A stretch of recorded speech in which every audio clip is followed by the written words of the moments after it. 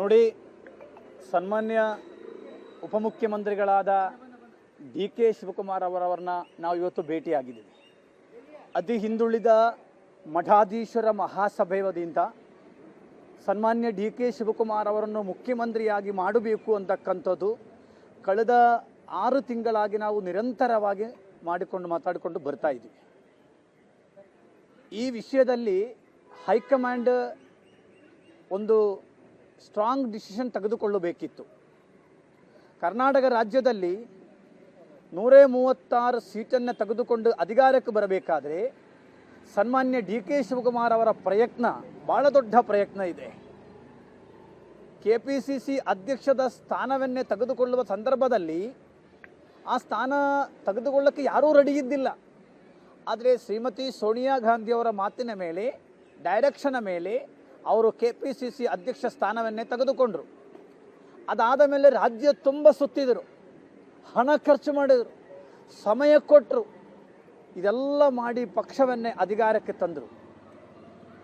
ಇವತ್ತು ಸನ್ಮಾನ್ಯ D K Shivakumar ಅವರು ಯಾವುದಾದ್ರೂ ಒಂದು ತಾಲೂಕು ಕೇಂದ್ರಕ್ಕೋ ಡಿಸ್ಟ್ರಿಕ್ಟ್ ಕೇಂದ್ರಕ್ಕೋ ಹೋದರೆ ಅಲ್ಲಿ ಬರುವವರು ಜಾತಿ ನೋಡಿಕೊಂಡು ಬರೋದಿಲ್ಲ. ಅಲ್ಲಿ ಕಾಂಗ್ರೆಸ್ನ ಪಕ್ಕ ಕಾರ್ಯಕರ್ತರು ಬರ್ತಾರೆ. ಯಾಕಂದರೆ ಕಾಂಗ್ರೆಸ್ಸಿನ ಪಕ್ಕ ಕಟ್ಟಾಳರಾಗಿ ಕೆಲಸ ಮಾಡ್ತಾರೆ. ಅವರು ಜಾತಿ ಅಂತಕ್ಕಂಥವ್ರು ಯಾವತ್ತೂ ಕೂಡ ನೋಡಿ ಬಂದವರಲ್ಲ.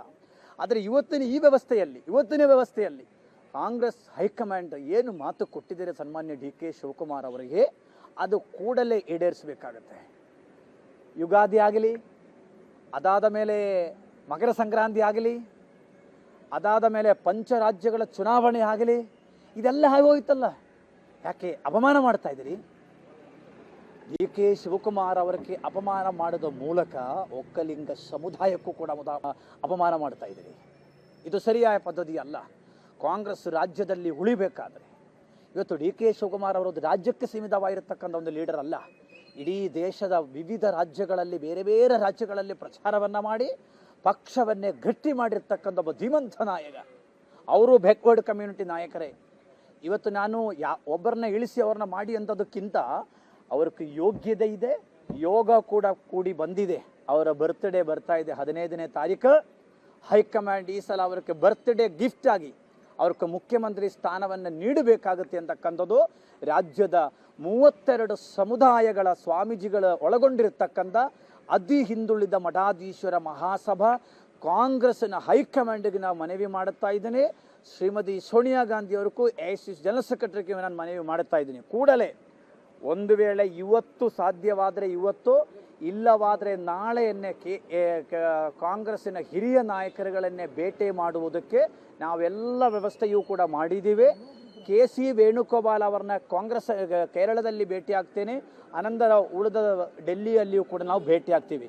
ಒಂದು ವೇಳೆ ಕಾಂಗ್ರೆಸ್ ಹೈಕಮಾಂಡ್ ಅವರಿಗೆ ನ್ಯಾಯವನ್ನೇ ಒದಗಿಸಲಿಲ್ಲ ಅಂದರೆ ನಾನು ಹೇಳುವುದು ಸನ್ಮಾನ್ಯ ಡಿ ಕೆ ಶಿವಕುಮಾರ್ ಅವರೇ ತಾವು ಕಠೋರ ನಿಲುವನ್ನೇ ತೆಗೆದುಕೊಳ್ಳಬೇಕಾಗುತ್ತೆ.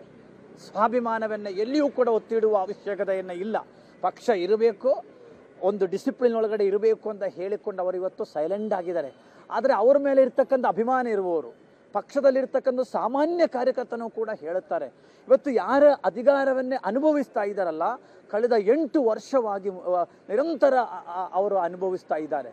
ಅದಕ್ಕೋಸ್ಕರ ನಾವು ಅತಿ ಹಿಂದುಳಿದ ಮಠಾಧೀಶ್ವರ ಮಹಾಸಭಾವದಿಂದ ಮೇ 5ನೇ ತಾರೀಕು ಪೂಜ್ಯ ದೊಡ್ಡೇಂದ್ರ ಮಹಾಸ್ವಾಮೀಜಿಗಳ ನೇತೃತ್ವದಲ್ಲಿ, ವಿಶ್ವಕರ್ಮ ಸಮುದಾಯದ ಸ್ವಾಮೀಜಿಗಳ ನೇತೃತ್ವದಲ್ಲಿ ಗುಲ್ಬರ್ಗದಲ್ಲಿ ಅಲ್ಲಿ ಗುಬ್ಬಿ ಕಾಲೋನಿಯ ಅಂಬಾಭವಾನಿ ಗುಡಿಯಲ್ಲಿ ಒಂದು ಬಹಳ ದೊಡ್ಡ ಚಂಡಿಗಾ ಹೋಮವನ್ನೇ ಮಾಡ್ತಾ ಇದ್ದೀವಿ.